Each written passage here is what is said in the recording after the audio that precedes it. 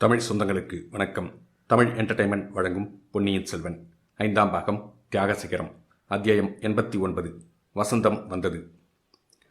மதுராந்தக உத்தம சோழர் தேவரின் முடிசூட்டு விழா நடந்து 1.5 மாதத்திற்கு மேலாயிற்று. பின்பணி காலம் வழக்கத்தை விட விரைவாக விடைபெற்று கொண்டு சென்றது. தென்றல் எனும் தெய்வ ரதத்தில் ஏறிக்கொண்டு வசந்த காலம் வந்தது.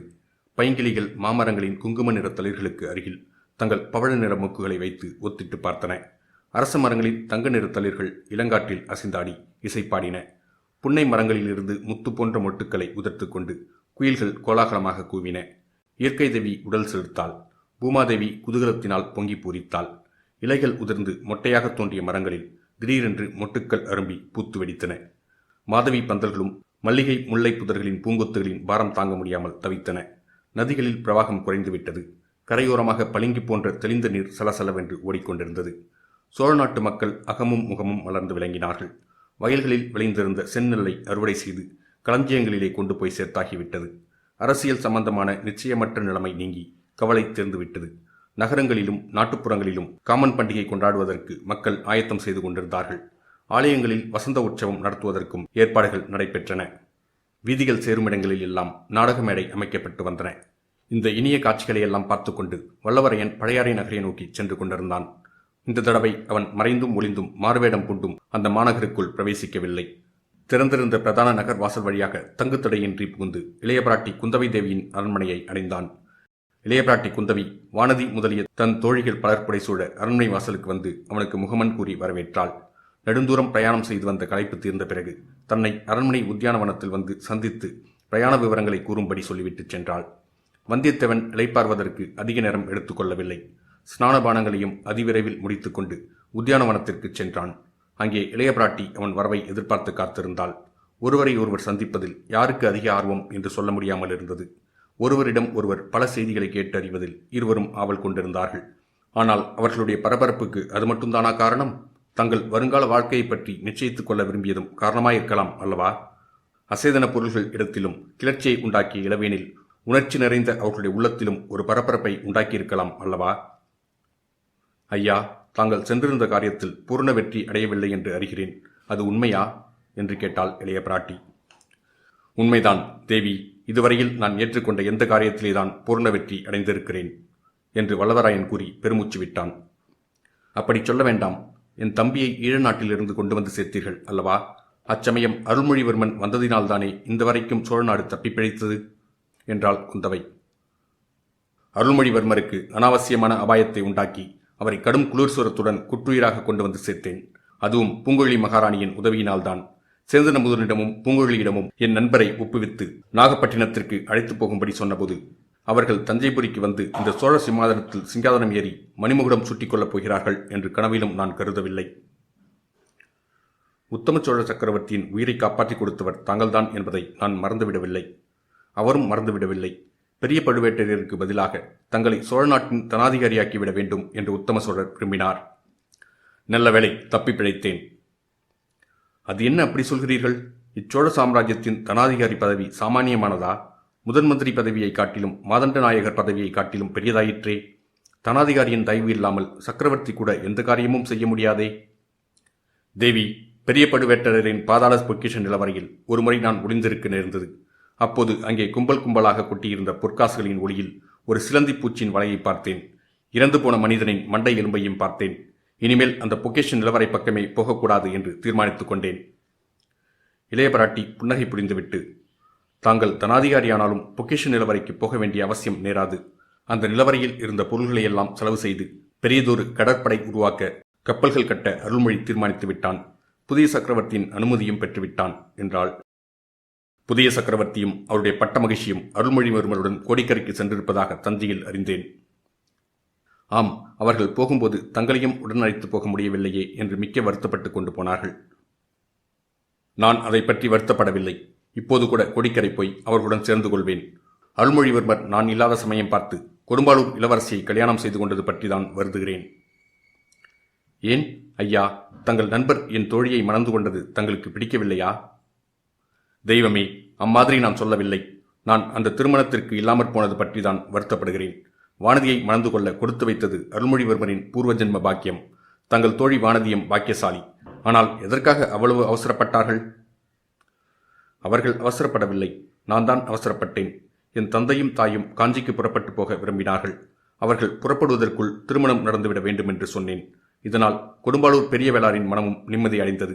மகுடாபிஷேக தினத்தில் திடீரென்று தங்கள் நண்பர் உத்தம சோழரின் தலையில் சோழ நாட்டு கிரீடத்தை வைத்தது பெரிய வேளாருக்கு பெரும் அதிர்ச்சியை உண்டு பண்ணியிருந்தது. இன்னும் பலரும் அப்போது அதிர்ச்சி அடைந்திருப்பார்கள். எங்கள் எல்லோருக்குமே அது வியப்பாகத்தான் இருந்தது. நண்பர்கள் இருவரும் அந்த செய்தியை மிக மிக ரகசியமாக வைத்திருந்தீர்கள். தேவி தங்களிடம் மட்டுமாவது சொல்லியிருப்பார் என்று நினைத்தேன். சில மாதங்களுக்கு முன்னதாக இருந்தால் சொல்லித்தான் இருப்பான். என்னிடம் கேளாமல் அருள்மொழி எந்த காரியமும் செய்தது கிடையாது. இப்போது ஏன் மாறிவிட்டார்? சகவாச தோஷம்தான். தங்களுடன் சேர்ந்த பிறகுதான் என் அருமை தம்பி இவ்வாறு மாறிவிட்டான். உள்ளும் புறமும் ஒன்றாக இருந்தவன் கபட நாடகத்திலும் தந்திர மந்திரத்திலும் தேர்ந்து விட்டான். தேவி, என் பேரில் வீண்பழி சுமத்த வேண்டாம். உத்தம சோழருக்கு முடிசூட்டிய கபட நாடகத்திற்கு தங்கள் தம்பிதான் முழுவதும் பொறுப்பாளி. இப்படி எல்லோரையும் ஏமாற்றலாமா என்று நான் விவாதித்து பார்த்தேன். ராமபிரான் அயோத்தி ஜனங்களை ஏமாற்றிவிட்டு இரவுக்கிரவே காஞ்சிக்கு சென்றதை அருள்மொழி உதாரணமாக எடுத்து காட்டினார். தங்களிடமாவது சொல்ல வேண்டாமா என்று கேட்டேன். தம் வாழ்க்கையில் ஒரு முறையாவது தங்களிடம் யோசனை கேளாமல் ஒரு காரியத்தை செய்து தங்களிடம் பிற்பாடு பாராட்டு வாங்கப் போவதாக சொன்னார். தேவி, இளவரசர் செய்தது தங்கள் மனத்திற்கு உகந்த காரியம்தானே? இதை காட்டிலும் எனக்கு உகந்த காரியத்தை இனி யாரும் செய்ய முடியாது. என் தம்பிக்கு தாங்கள் இக்காரியத்தில் உதவி செய்ததற்கு மிக்க நன்றி என்றாள் இளைய பிராட்டி.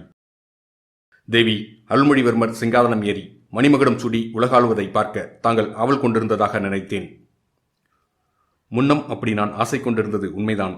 என் தோழி வானதி அத்தகைய சபதம் செய்த பிறகு அந்த எண்ணத்தை மாற்றிக்கொண்டேன். மேலும் தமையன் கொலை செய்யப்பட்டு மாண்ட உடனடியாக தம்பி சிங்காதனம் ஏறினால் உலகத்தார் என்ன நினைப்பார்கள்?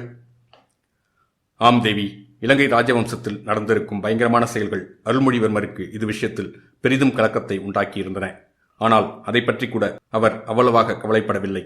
என் பேரில் அந்த கொடிய கொலை குற்றத்தை சிலர் சுமத்த முயன்றபோது என்னை காப்பாற்றுவதற்காகவே சோழ சிங்காதனத்தில் ஏற அவர் உறுதி கொண்டிருந்தார். நல்ல வேளையாக பெரிய பழுவேட்டரையர் அந்த குற்றத்தை தம் பேரில் போட்டுக்கொண்டு என் மீது அந்த வீண் பழி விடாமல் காப்பாற்றினார். பாவம், அந்த கிழவர் ஒருவர் இல்லாதபடியால் சோழ நாடே வெறிச்சோடி போனதாக தோன்றுகிறது. தமையனை தொடர்ந்து தம்பியும் போய்விட்டதை நினைத்து பார்த்தால் மிக்க வருத்தமாயிருக்கிறது. ஐயோ, சின்ன பழுவேட்டரையரும் இறந்தே போய்விட்டாரா? நிச்சயம்தானா என்று கேட்டாள் குந்தவை. நான் அவரிடம் விடைபெற்றுக் கொண்டு புறப்பட்ட போது அவருக்கு உயிர் இருந்தது. ஆனால் செங்குத்தான மலையிலிருந்து கீழே விழுந்து விட்டவர் எப்படி பிழைக்க முடியும்? இறந்து போயிருக்கத்தான் வேண்டும்.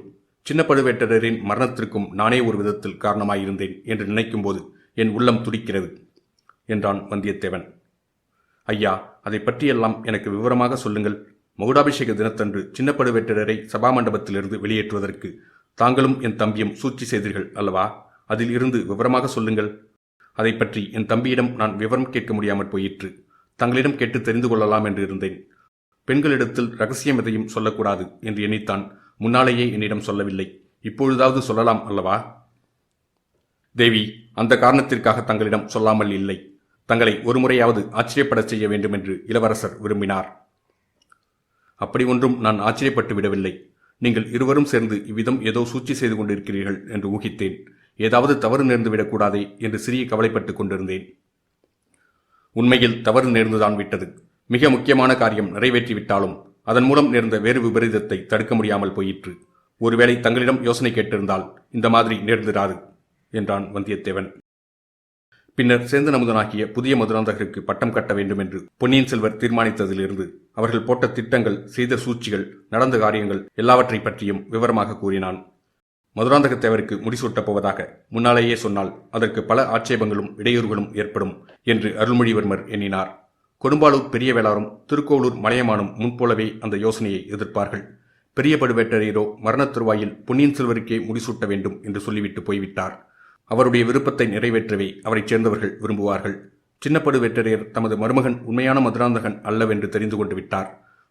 படகோட்டியின் மகளான பூங்குழலியை சிங்காதனத்தில் அமர்த்துவதில் அவருக்கு உற்சாகம் இருக்க முடியாது. செம்பியன் மாதேவி, சேந்தனமுதனாகிய மதுராந்தகத்தேவன், பூங்குழலி எல்லாருமே ஆட்சேபனை செய்வார்கள். அவர்களுடைய ஆட்சேபனையை புறக்கணிக்க சுந்தர சோழரும் விரும்பாதவராயிருக்கலாம். இந்த காரணங்களை எல்லாம் மனத்தில் வைத்துக் கொண்டுதான் பொன்னியின் செல்வர் தாம் செய்ய தீர்மானித்த காரியத்தை கடைசி நிமிஷம் வரையில் ரகசியமாக வைத்திருக்க விரும்பினார். மகுடாபிஷேக சமயத்தில் தம்மிடம் கொண்ட அன்பினாலோ அல்லது மதுராந்தகரிடம் கொண்ட பொறாமையினாலோ ஆட்சேபனை கிளப்பி தடை செய்யக்கூடிய பரபரப்புக்காரர்கள் எல்லாரையும் ஒவ்வொருவராக வெவ்வேறு காரணங்களை சொல்லி வெளியூருக்கு அனுப்பி வைத்தார். தமக்கு உதவி செய்ய ஒருவர் வேண்டுமே என்பதற்காக வந்தியத்தேவனிடம் மட்டும் தமது அந்தரங்க நோக்கத்தை சொல்லியிருந்தார். இருவரும் யோசித்து திட்டங்கள் வகுத்து காரியங்களும் கவனமாக செய்து வந்தார்கள். இளஞ்சம்பூரையன் கந்தமாறன், பார்த்திபேந்திர பல்லவன், கொடும்பாளூர் வேளார் முதலியோர்களை ஊரை விட்டே அனுப்பியாகிவிட்டது. ஆனால் சின்ன பழுவேட்டரரை ஊரை விட்டு அனுப்புவது சாத்தியமில்லை. அவர் கையினால் பொன்னியின் செல்வரின் சிரசில் மணிமுகுடத்தை சுட்டுவது என்ற பேச்சும் ஏற்பட்டுவிட்டது. அந்த சமயத்தில் சேந்தனமுதனாகிய புதிய மதுராந்தகர் தலையில் முடிசூட்ட சொன்னால் அவர் தலை சொல்லாமல் இருப்பாரா? அவர் மறுதளித்தால் அது பெரிய அபசகுணமாக கருதப்படும். அதிலிருந்து வேறு பல குழப்பங்களும் ஏற்படலாம். ஆகையால் முடிசூட்டுகிற சமயத்தில் அவரை மண்டபத்திலிருந்து வெளியேற்றுவதற்கு ஏதேனும் யுக்தி செய்ய வேண்டும் என்று நண்பர்கள் இருவரும் யோசித்தார்கள். முழுதும் திருப்திகரமான யுக்தி ஒன்றும் தோன்றவில்லை. இச்சமயத்தில் ஆழ்வார்க்கடியான் வந்து ஒரு விசித்திரமான செய்தியை கூறினான். பாண்டிய நாட்டு ஆபத்துதவிகளான ரவிதாசன் கூட்டத்தார் எங்கே போனார்கள்? நந்தினி தேவி இன்னமும் அவர்களுடனே இருக்கிறாளா? திருப்புரம்பியம் காட்டில் நள்ளிரவில் முடிசூட்டப்பட்ட சிறுவன் எங்கே மறைத்து வைக்கப்பட்டிருக்கிறான் எனும் செய்திகளை அறிந்து வருவதற்காக முதன் மந்திரியின் சம்மதத்துடன் ஆழ்வார்க்கடியானை அருள்மொழிவர்மர் அனுப்பியிருந்தார். பாதாள சிறையிலிருந்து தப்பிச் சென்ற கருத்திருமன் அவர்களுடன் சேர்ந்து கொண்டிருக்கிறானா? கந்தமாறன் வந்து சொன்னபடி பழைய மதுராந்தகன் இறந்தது உண்மையா, அல்லது அவனும் தப்பி பிழைத்து சதி கூட்டத்தாருடன் சேர்ந்திருக்கிறானா என்று தெரிந்து கொண்டு வருவதற்கும் திருமலை நம்பி சென்றிருந்தான். இவன் இச்செய்திகளை அறிந்து வருவதற்கு வெகுகாலம் ஆகும் என்று எண்ணியிருந்தார்கள். ஆனால் ஆழ்வார்க்கடியான் சில தினங்களிலேயே திரும்பி வந்துவிட்டான். ரவிதாசன் கூட்டத்தை சேர்ந்தவர்களும் படகோட்டி முருகையன் மனைவியுமான ராக்கம்மாளை கொல்லிமலைக்கு அருகில் அவன் பார்த்தான். அவள் எங்கே போகிறாள் என்பதை கவனித்து அவளை தொடர்ந்து சென்றால் ரவிதாசன் கூட்டம் இருக்குமிடத்தை சேரலாம் என்று ஆழ்வார்க்கடியான் எண்ணினான். ஆனால் ராக்கம்மாள் தஞ்சைபுரிக்கு செல்லும் மார்க்கத்தில் சென்றது அவனுக்கு வியப்பு அளித்தது. ஆயினும் அவளை தொடர்வதே ஆபத்துதவிகளை பற்றி அறிவதற்கு உபாயம் என்று எண்ணி மார்வேடம் பூண்டு அவள் அறியாதபடி பின்தொடர்ந்து சென்றான். உறையூருக்கு அருகில் வந்த பிறகு தஞ்சையில் பொன்னியின் செல்வருக்கு நடக்கப் போகும் முடிசூட்டு விழாவை பார்ப்பதற்காக மக்கள் திரள் திரளாக சென்று கொண்டிருந்தார்கள். அந்த கூட்டத்தில் ராக்கம்மாளும் கலந்து கொண்டாள். ஆயினும் ஆழ்வார்க்கடியான் அவளை விடாமல் பின்தொடர்ந்து தஞ்சை வரைக்கும் வந்தான். ராக்கம்மாள் கூட்டத்தோடு கூட்டமாக தஞ்சை கோட்டைக்குள்ளும் புகுந்து சின்ன பழுவேட்டரின் அரண்மனையைச் சுற்றி வட்டமிடுவதைக் கண்டதும் அவனுக்கு மிக்க வியப்பு உண்டாயிற்று. உடனே அருள்மொழிவர்மரிடமும் வந்தியத்தேவனிடமும் போய் இச்செய்தியை தெரிவித்தான். ராக்கம்மாளை சிறைப்படுத்தி விடலாமா என்று முதலில் அவர்கள் யோசனை செய்தார்கள். அப்படி செய்ய வேண்டாம் என்றும் அவள் எதற்காக வந்திருக்கிறாள் என்பதை தெரிந்து கொள்வதே முக்கியமானதென்றும் தீர்மானித்தார்கள். சின்ன பழுவேட்டரின் மகளுக்கு அவள் ஏதோ செய்தி கொண்டு வந்திருக்க வேண்டும் என்று ஊகித்தார்கள். சின்ன பழுவேட்டரிடம் இப்போது அதை சொல்ல வேண்டாம் என்றும் முடிசூட்டு விழாவின் போது அவரை சபா மண்டபத்திலிருந்து அப்புறப்படுத்துவதற்கு அதை உபயோகித்துக் கொள்ளலாம் என்றும் முடிவு செய்தார்கள். ஆழ்வார்க்கடியான் மறுபடியும் சின்ன பழுவேட்டரின் அரண்மனைக்கு அருகில் சென்றபோது ராக்கம்மாளை காணவில்லை. முடிசூட்டு விழாவிற்கு வந்த ஜனக்கூட்டம் மேலும் மேலும் அதிகமாக்கிக் கொண்டிருந்தது. ஆழ்வார்க்கடியான் அந்த கூட்டத்தில் கலந்து நின்று அரண்மனை வாசலை கவனமாக பார்த்து கொண்டிருந்தான். 2 பெண்கள் அரண்மனையிலிருந்து வெளியில் வந்தார்கள். அவர்களில் ஒருத்தி இடுப்பில் குழந்தையையும் வைத்துக் கொண்டிருந்தாள். வந்தவர்களில் இன்னொருத்தி தலையில் முக்காடிட்டு முகத்தை பாதி மறைத்துக் கொண்டிருந்தாள். அவள் சின்ன பழுவேட்டரின் மகளாயிருக்கலாம் என்று திருமலை நம்பி ஊகித்தான். அவர்களை தடுத்து நிறுத்துவதா அல்லது எங்கே போகிறார்கள் என்று பார்ப்பதா என்பதை அவனால் நிச்சயிக்க முடியவில்லை. இதற்குள் அவர்கள் ஜனக்கூட்டத்தில் புகுந்து மறைந்து விட்டார்கள்.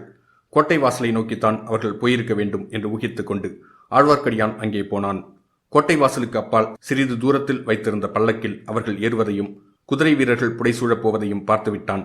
இனி சின்ன பழுவேட்டரிடம் இந்த செய்தியை சொல்லாமல் தாமதிக்க கூடாது என்று சபா மண்டபத்திற்கு வந்தான். அந்த சமயம் பொன்னியின் செல்வர் தமிழ் புலவரை பார்த்து பேசும் சமயமாயிருந்தது. சின்ன பழுவேட்டரிடம் ஆழ்வார்க்கடியான் செய்தியை சொன்னதும் அவர் உடனே அவனுடன் கிளம்பினார். தமது அரண்மனைக்கு சென்று மகளை தேடினார். மகள் இல்லை என்று அறிந்து திடுக்கிட்டார். ஆழ்வார்க்கடியான் கூறிய செய்தி உண்மையாகவே இருக்க வேண்டும் என்று தீர்மானித்தார். திரும்பி அவர் சபாமண்டபம் வருவதற்குள்ளே மதுராந்தக உத்தமச்சோழ சக்கரவர்த்தி வாழ்க என்று கோஷங்கள் கிளம்பின. சபாமண்டபத்தில் நடந்ததை அறிந்த பிறகு இனி அங்கே தமக்கு வேலையில்லை என்பதை உணர்ந்து கொண்டார். சில அந்தரங்கமான ஆட்களை தம்முடன் அழைத்துக் கொண்டு ஓடிப்போன மகளை தேடிக்கொண்டு புறப்பட்டார். தம்முடைய புதல்வி சோழகுலத்தின் பரம்பரை பகைவர்களான பாண்டியகுலத்து ஆபத்துதவிகளுடன் சேர்வதா என்று எண்ணியபோது அவருடைய நெஞ்சம் குதித்தது. அதை காட்டிலும் அத்தகைய மகளை தம் கையினாலேயே கொன்றுவிடுவது மேல் என்று எண்ணி விரைந்து சென்றார். அன்றிரவு உத்தம சோழ சக்கரவர்த்தியின் பட்டாபிஷேக ஊர்வல வைபவங்கள் கோலாகலமாக நடந்து முடிந்த பிறகு ஆழ்வார்க்கடியான் நம்பி அருள்மொழிவர்மரிடம் வந்து மத்தியானம் நடந்த விவரங்களை கூறினான். அருள்மொழிவர்மர் வந்தியத்தேவனோடு கலந்து யோசித்தார். ரவிதாசன் கூட்டத்தார் தந்திர மந்திரங்களில் எவ்வளவோ கைத்தேர்ந்தவர்கள் என்பது அவர்கள் மூவருக்கும் தெரிந்திருந்தது. முன்கோபக்காரரான சின்ன பழுவேட்டரையரால் அவர்களுடைய தந்திரத்தை வெல்ல முடியாதென்றும் அவர்களிடம் சிக்கிக்கொண்டு ஆபத்துக்குள்ளாவார் என்றும் எண்ணினார்கள். தமது அருமை மகளையே கொல்லுவது போன்ற விபரீதமான காரியத்தை செய்யக்கூடியவர் என்றும் நினைத்தார்கள். ஆகையால் சின்ன பழுவேட்டரையரை காப்பாற்றி அழைத்து வருவதற்கும் பாண்டி நாட்டு ரவிதாசன் கூட்டத்தார் எங்கே இருக்கிறார்கள், என்ன திட்டமிடுகிறார்கள் என்பதை அறிந்து வருவதற்கும் வந்தியத்தேவனும் ஆழ்வார்க்கடியானும் புறப்பட்டு போவது நலம் என்ற முடிவுக்கு வந்தார்கள். இவ்வாறு சின்ன பழுவேட்டரையர் தமது மகளையும் அவளை தம்மை அறியாமல் அழைத்துச் சென்ற சதிகாரர்களையும் பின்தொடர்ந்து போக அவர் சென்ற வழியை ஆங்காங்கு விசாரித்துக் கொண்டு வந்தியத்தேவனும் ஆழ்வார்க்கடியானும் சென்றார்கள். சின்ன பழுவேட்டரையர் குறுக்கும் நெடுக்குமாக அங்குமிங்கும் அலைந்துவிட்டு சென்றிருக்க வேண்டும் என்று பின்னால் சென்ற இருவரும் கண்டார்கள். இதிலிருந்து அவருடைய மகளை கொண்டு போனவர்கள் வேண்டுமென்று அவரை ஏமாற்றி வேறு வழியில் போக செய்ய முயன்றிருக்க வேண்டும் என்று முடிவு கட்டினார்கள். காவேரி கரையோரமாக மேற்கு நோக்கி நெடுந்தூரம் பிரயாணம் செய்த பிறகு அமராவதி நதி காவேரியுடன் கலக்கும் இடத்தில் திசை மாறி அந்த கிளை நதிக்கரை வழியாக தென்மேற்கு திசையில் பிரயாணம் செய்தார்கள். சேர நாட்டுக்கும் கொங்கு நாட்டுக்கும் எல்லையாக அமைந்திருந்த ஆனைமலை பிரதேசத்தை அடைந்தார்கள். ஆனைமலையின் அடிவாரத்தை அடைந்த பிறகு பிரயாணம் மிக கடினமாகிவிட்டது. அந்த வனப்பிரதேசத்தில் மரங்கள் மிக அடர்த்தியாகவும் செழிப்பாகவும் வளர்ந்திருந்தன. வனவிலங்குகளின் பயங்கர உருமல் நாலா திசைகளிலும் கேட்டது. குதிரைகளை செலுத்திக் கொண்டு போவது மிகவும் சிரமமாக இருந்தது. குதிரைகளை விட்டுவிட்டு கால்நடையாக போனால் காட்டு மிருகங்களுக்கு அவை இரையாகிவிடலாம் என்ற பயமும் இருந்தது. கடைசியில் நண்பர்கள் இருவரும் மேலே குதிரையை செலுத்தி போக இயலாத மிக அடர்ந்த காட்டு பிரதேசத்தை அடைந்தார்கள். சமீபத்தில் எங்கேயோ வேறு ஒரு குதிரை கணைக்கும் சத்தம் கேட்டது. அந்த இடத்தை தேடிப்பிடித்து அடைந்தபோது சின்ன பழுவேட்டரையர் ஏறி வந்த குதிரை அங்கிருப்பதையும் அதை காவல் புரிய ஒரு ஆள் இருப்பதையும் கண்டார்கள். சின்ன பழுவேட்டரையரும் அவருடன் வந்த மற்ற மூவரும் அங்கிருந்து கால்நடையாக சென்றிருப்பதாக அந்த ஆள் தெரிவித்தான். தங்கள் குதிரைகளையும் அந்த ஆளை பார்த்து கொள்ளும்படி சொல்லிவிட்டு நண்பர்கள் மேலே போனார்கள். சூரிய வெளிச்சமே உள்நுழையாத கனாந்தகாரம் நிறைந்த காடுகளின் வழியாக அவர்கள் வெகு தூரம் சென்றார்கள். பின்னர் மரமடர்ந்த மலைப்பாதைகளில் ஏறிப்போனார்கள். 10 அடி தூரத்திற்கு அப்பால் என்ன இருக்கிறது என்று தெரிந்து கொள்ள முடியாத பாதைகளில் அவர்கள் போக வேண்டியிருந்தது. கடைசியில் சற்று வெளிச்சம் தெரிந்த ஓர் இடத்தை அடைந்தார்கள். அங்கே மலை மீதிருந்து அருவி ஒன்று செங்குத்தாக விழுந்து கொண்டிருந்தபடியால் அந்த இடைவெளி ஏற்பட்டிருந்தது. அதற்கு அப்பால் தொடர்ந்து பிரயாணம் செய்ய இயலாத காரியமாக தோன்றியது. ஏனெனில் மலை சுவர் அங்கே அவ்வளவு செங்குத்தாக மேலெழுந்தது. எவ்வளவு தேடி பார்த்தும் மேலே ஏற பாதை எதுவும் தென்படவில்லை. அருவியில் குளித்து சிறிது இளைப்பாறிவிட்டு திரும்பி போக வேண்டியதுதான் என்று நண்பர்கள் தீர்மானித்தார்கள். சின்ன பழுவேட்டரையரும் அவருடன் வந்த ஆட்களும் வனவிலங்குகளுக்கு இரையாக இருக்க வேண்டும் என்று எண்ணினார்கள். அந்த சமயத்தில் அவர்கள் எதிர்பாராத அதிசயமான காட்சி ஒன்றை கண்டார்கள். மலை மேலே அருவியின் நெடுவீழ்ச்சி எங்கிருந்து ஆரம்பமாயிற்றோ அங்கே 2 மனித உருவங்கள் தெரிந்தன. போரிட்டுக் கொண்டே அவர்கள் அருவி விழும் இடத்தை நெருங்கி வந்து கொண்டிருந்தார்கள். அவர்களை உற்று பார்த்ததில் இருவரும் தங்களுக்கு ஏற்கனவே அறிமுகமானவர்கள் என்று தெரிந்தது. ஒருவர் சின்ன பழுவேட்டரையர், இன்னொருவர் அவருடைய மகளை மணந்தவரான பழைய மதுராந்தகர். ஆகா, சண்டை என்ற வார்த்தையை கேட்டாலே முகத்தை சுளுக்கிக் கொண்டிருந்த மதுராந்தகர் இதற்குள் இவ்வளவு லாவகமாக வாளை கையாள கற்றுக்கொண்டு விட்டது என்ன விந்தை! காலாந்தக கண்டருடன் சரிசமமாக கத்தி சண்டையிடுகிறாரே! ஐயோ, காலாந்தக கண்டர் பின்வாங்குகிறாரே! உண்மையிலேயே களைப்புற்று பின்வாங்கி வருகிறாரா, அல்லது எப்படியும் தமது மருமக பிள்ளையாயிற்றே என்று தயங்கி பின்வாங்கி வருகிறாரா? எப்படி இருந்தாலும் அபாயகரமான அருவி விழும் முனையை நெருங்கி வருகிறாரே! ஐயோ, அங்கே செங்குத்தான அருவி பள்ளம் என்பது அவருக்கு தெரியாது போலிருக்கிறதே! வந்தியத்தேவனும் ஆழ்வார்க்கடியானும் பெரும் கூச்சல் போட்டு அவருக்கு எச்சரிக்கை செய்ய முயன்றார்கள். அவருடைய முயற்சி பயன்படவில்லை. அருவி விழும்போது எழுந்த சோ என்ற சத்தம் 100 சிங்கங்களின் கர்ஜனையையும் 200 யானைகளின் பிளிரல்களையும் விழுங்கிவிடக்கூடியது. இந்த 2 மனிதர்களுடைய குரல் அந்த சத்தத்தை அடக்கிக் கொண்டு மேலே எழக்கூடுமா என்ன? ஆகவே அவர்கள் கண் முன்னாலேயே அந்த கோர சம்பவம் நிகழ அவர்கள் அதை பார்த்து கொண்டு சும்மா இருக்க வேண்டியதாயிற்று. எதிரியாகிய மருமகனை பார்த்து பொறிட்டு கொண்டு சிறிது சிறிதாக பின்வாங்கி வந்த சின்ன பழுவேட்டரையர் அருவி முனைக்கு வந்து கால்கள் நழுவி செங்குத்தான அருவி பள்ளத்தில் விழுந்து விட்டார். அவருடனே போரிட்டு கொண்டு வந்த பழைய மதுராந்தகன் பாறை முனையில் வந்து எட்டி பார்த்துவிட்டு மறுகணம் மறைந்து விட்டான். சின்ன பழுவேட்டரையர் கால் நழுவிய இடத்திலிருந்து கீழே இருந்த பள்ளம் சுமார் 3/4 தென்னை மரம் உயரம் இருக்கும். இவ்வளவு உயரத்திலிருந்து விழுந்தவர் உயிர் பிழைப்பார் என்று எதிர்பார்க்க முடியாது. ஆயினும் அந்த மகாவீரருடைய உடலையாவது பார்க்கலாம் என்று எண்ணி நண்பர்கள் இருவரும் அருவி பள்ளத்தின் அருகில் ஓடினார்கள். சின்ன பழுவேட்டரையரின் உடலை காணவில்லை. அருவி விழுந்து விழுந்து அங்கே பெரும் பள்ளமாகி தண்ணீர் ததும்பி சுற்றிலும் இருந்த பாறைகளில் மோதிக்கொண்டிருந்தது. சின்ன பழுவேட்டரையருடைய உடல் அந்த ஆழமான அருவி குளத்தில் மூழ்கியிருக்க வேண்டும் என்று ஊகித்தார்கள். ஒரு விதத்தில் இது நல்லதுதான். கரையில் பாறைகளின் மீது விழுந்திருந்தால் அந்த மகாவீரரின் உடல் சின்னாபின்னமாக போயிருக்கும். ஆழமான குளத்திலே விழுந்தபடியால் அந்த கதியிலிருந்து தப்பிவிட்டார். விரைவில் அவருடைய உடலை அருவி நீர்ச்சுழல் வெளியில் கொண்டு வந்து தள்ளும் என்று எதிர்பார்த்து கொண்டிருந்தார்கள். அவர்கள் எதிர்பார்த்தது வீண் போகவில்லை. கொஞ்ச நேரத்திற்கெல்லாம் சின்ன பழுவேட்டரையர் வெளியில் வந்தார். நண்பர்கள் இருவரும் விரைந்து குளத்தில் குதித்து அவரை கரையில் கொண்டு வந்து சேர்த்தார்கள். முதலில் உயிரற்ற உடல் என்றுதான் எண்ணினார்கள். ஆயினும் ஒருவேளை உயிர் இருக்கக்கூடாதா என்ற லேசான நம்பிக்கையும் அவர்கள் உள்ளத்தில் இருந்தது. ஆகையால் தண்ணீரில் மூழ்கியவரை உயிர்ப்பிப்பதற்கு வேண்டிய சிகிச்சைகளை செய்தார்கள். வெகு நேரத்திற்கு பின்னர் சின்ன பழுவேட்டரையர் மூச்சுவிட்டு கண் விழித்து பார்த்தார். அவரால் அதிகம் பேச முடியவில்லை. ஆயினும் சொல்ல வேண்டியதை சில வார்த்தைகளில் சொல்லிவிட்டார். மிக பிரயாசையின் பேரில் காலாந்தக கண்டர் அந்த மலை உச்சியை அடைந்தார். அங்கே ஏறக்குறைய 100 பேருக்கு நடுவில் அவருடைய மகள் இருந்தாள். ரவிதாசன் காலாந்தக கண்டரை தங்களுடன் சேர்ந்து கொள்ளும்படி அழைத்தான். அவருடைய மருமகனே பாண்டிய நாட்டுக்கு உரியவன் என்றும் அவனுக்கு பட்டம் கட்டப் போவதாகவும் சேர மன்னனும் இலங்கை அரசன் மகிந்தனும் புதிய பாண்டியனுக்கு உதவி செய்ய முன்வந்திருப்பதாகவும் கூறினான். அவர்கள் உத்தேசங்களை அறிவதற்காக முதலில் சின்ன பழுவேட்டரையர் ரவிதாசன் கூறியதையெல்லாம் கேட்டுக்கொண்டிருந்தார். பின்னர் அவர்கள் மீது சதிகாரர்கள் என்று குற்றம் சுமத்தி தம் குமாரியை தம்முடன் அனுப்பிவிடும்படி கேட்டார். உம்முடைய மகள் உம்முடன் வந்தால் அழைத்து போகலாம் என்றான் ரவிதாசன். சின்ன பழுவேட்டரையர் மகளுடைய முகத்தை பார்த்தார். அவள் தன் கணவனுடைய கதி தனக்கும் ஆகட்டும் என்று கூறி அவருடன் வர மறுத்துவிட்டாள். உன்னை இவர்களுடன் விட்டு போவதைக் காட்டிலும் என் கையினாலேயே கொன்றுவிடுகிறேன் என்று கூறி காலாந்தக கண்டர் வாளை ஓங்கினார். அதிகாரம் மறைவாக இருந்த மதுராந்தகன் அச்சமயம் திடீரென்று தோன்றி, என் மனைவியை கொல்வதற்கு நீ யார் என்று கூறி வாட்போர் தொடங்கினான். இதனால் காலாந்தக கண்டருக்கு சிறிது திகைப்பு உண்டாயிற்று. தம் மருமகனை தம் கையினாலேயே கொன்று தம் குமாரியை கைம்பெண் ஆக்குவது நியாயமா என்ற ஐயம் அவர் மனத்தில் உதித்துவிட்டது. இவ்வாறு மனத்தில் ஏற்பட்ட குழப்பத்தினால் தீவிரமாக போர் செய்ய முடியவில்லை. யோசித்துக் கொண்டே பின்வாங்கினார். பின்னால் அருவி பள்ளம் இருப்பது தெரியாமல் அதில் விழுந்துவிட்டார். இதையெல்லாம் தட்டு தடுமாறி சொல்லி முடித்துவிட்டு, நான் இனி உயிர் பிழைக்கப் போவதில்லை. என் முடிவு நெருங்கிவிட்டது. என்னை இங்கேயே விட்டுவிட்டு நீங்கள் விரைந்து செல்லுங்கள். சேர நாட்டின் மீதும் ஈழ நாட்டின் மீதும் உடனே சோழ சைன்யம் படையெடுத்துச் செல்லட்டும். பொன்னியின் செல்வரை மதுரைக்கு அழைத்துச் சென்று சோழ பாண்டியன் என்ற அபிஷேக பெயரை சூட்டி பட்டம் கட்டச் செய்யுங்கள். இந்த 3 காரியங்களையும் உடனே செய்யாவிட்டால் சோழ சாம்ராஜ்யத்திற்கு பேரபாயம் உண்டாவது நிச்சயம். மறுபடியும் பழையபடி பாண்டியராஜ்யம் தனியாக பிரிந்து போய்விடும். உடனே விரைந்து செல்லுங்கள் என்று காலாந்தக கண்டர் கூறினார். அவரை இந்த நிலையில் அனாதையாக விட்டுவிட்டு போக நண்பர்களுக்கு மனம் வரவில்லை. ஆகையால் இருவரில் ஒருவர் அவரை பார்த்துக் கொள்வது என்றும் இன்னொருவர் தஞ்சைக்கு போவது என்றும் தீர்மானித்தார்கள். இருவரில் வேகமாக குதிரை விடக்கூடியவன் வந்தியத்தேவன். ஆதலால் அவனே புறப்பட வேண்டியதாயிற்று. இத்துடன் அத்தியாயம் 89 முடிவடைந்தது. இந்த பதிவு உங்களுக்கு பிடிச்சிருந்தா லைக் பண்ணுங்கள், ஷேர் பண்ணுங்கள், உங்களோட கமெண்ட்ஸ் போடுங்க.